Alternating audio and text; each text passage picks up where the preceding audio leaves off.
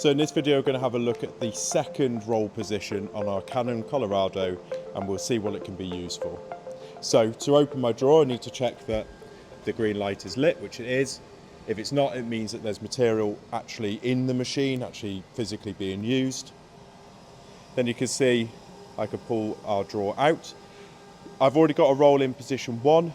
Now position 2 is set up exactly the same. We lift this, we take our roll out and we position our roll on our bar using our measurements to align it to the centre of the bar.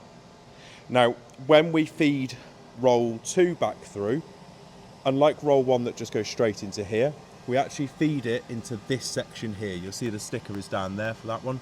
So it feeds down this section and it will actually go all the way underneath up to the same position as this one. So it does take longer to push this roll through than it does on this one.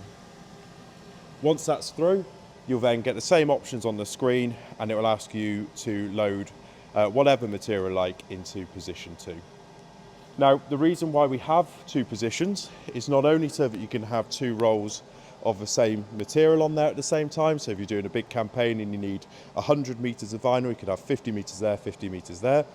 It's also so that you can run 2 rolls, sort of separate rolls as well, which is really handy. So you can have vinyl on there, you can have PVC banner on there, for example. But it's also so you can do reverse material printing as well. So the back roll you can actually set up for reverse wound, so print side in. And it means that you can set it up on this one, but then you feed it through into the track on this one.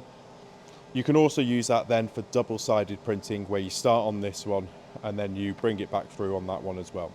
So that's a little bit of information on the dual roll system on your Canon Colorado M series printer.